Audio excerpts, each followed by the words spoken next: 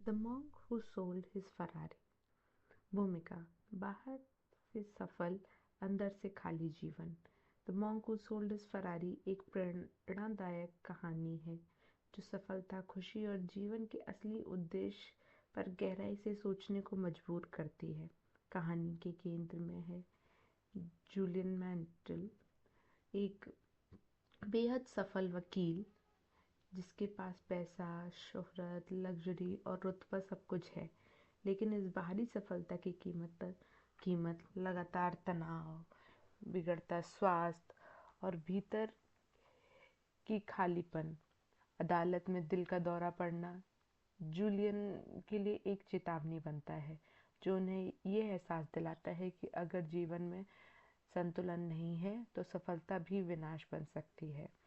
यहीं से उनकी आत्म खोज की यात्रा शुरू होती है। अध्याय 1, चेतावनी की घंटी। कहानी की शुरुआत जूलियन के कोर्टरूम में गिर पड़ने से होती है। ये घटना दिखाती है कि बिना रुके भागती जिंदगी कैसे शरीर और मन दोनों को तोड़ देती है। जूलियन समझ जाते हैं कि सिर्फ काम और उपलब्धियां जीवन नहीं है।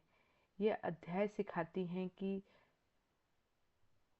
जब जीवन हमें दर्द के ज़रिए रोकता है तो वह अक्सर हमें सही दिशा दिखा रहा होता है। अध्याय 2, सन्यासी से मुलाकात।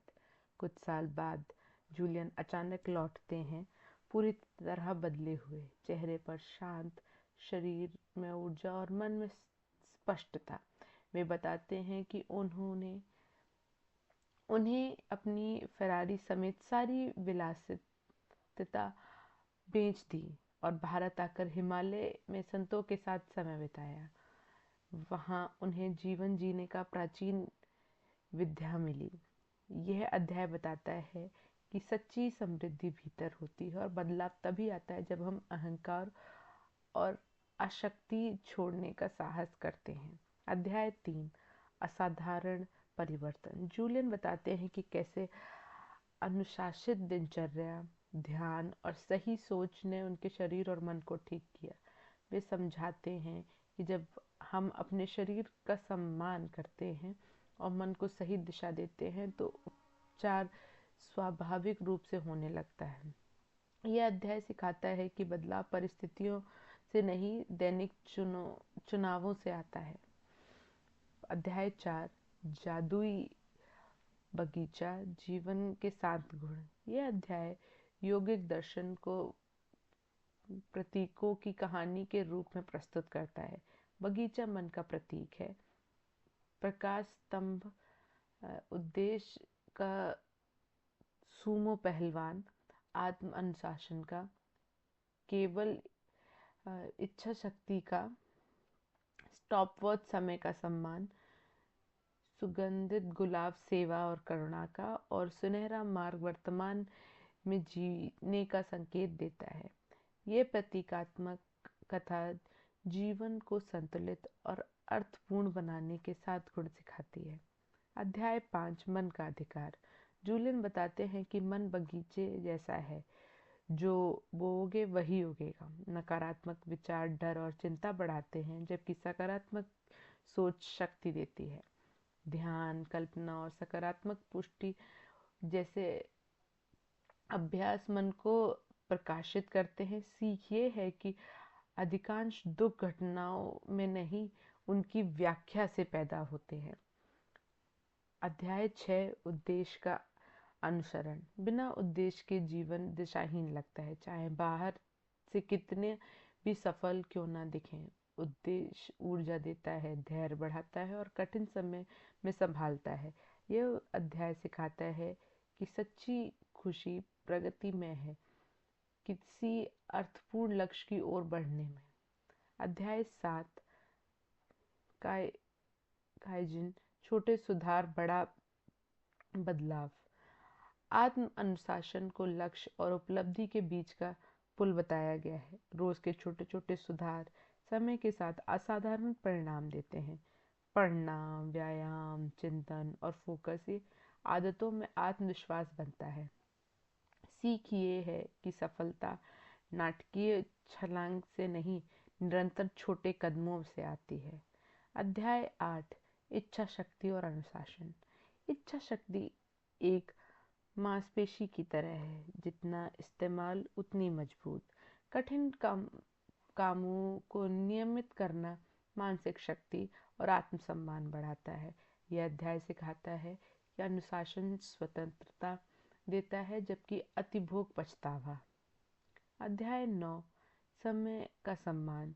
समय जीवन को सबसे कीमती संपत्ति है। व्यस्त होना, उत्पादक होना अलग अलग बातें हैं। प्राथमिकताओं पर ध्यान, विचलनों से दूर और सजग जीवन, यही समय प्रबंधक है। सीख ये है कि जहाँ ध्यान जाता है वहीं जीवन जाता है। अध्याय 10, निस्वार्थ सेवा और करुणा। सेवा से गहरी तृप्ति मिलती है। दूसरों की मदद जीवन को व्यापक अर्थ देती है और अहंकार को कम करती है। यह अध्याय बताता है कि देना भी पाने का ही एक रूप है और सच्ची खुशी साझा करने में बढ़ती है। अध्याय 11, वर्तमान में जीना। अतीत में पछतावा और भविष्य में चिंता दोनों शक्ति छीन लेते हैं।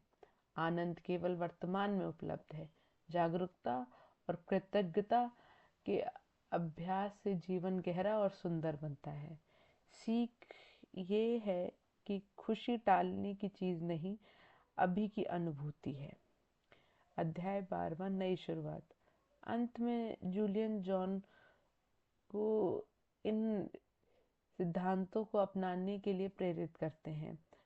संदेश स्पष्ट है, कोई भी अपने जीवन को फिर से डिजाइन कर सकता है अगर वे सोच, आदतों और प्राथमिकताओं को बदलने को तैयार हो।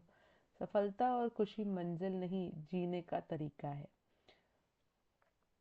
सफलता का असली अर्थ। ये किताब सिखाती है कि असली सफलता धन या रुतबे से नहीं, बल्कि शांति, उद्देश्य और संतुलन से मापी जाती है। जब महत्वाकांक्षा को बुद्धि दिशा देती है, तब जीवन थकाने वाला नहीं, तृप्तिदायक बनता है।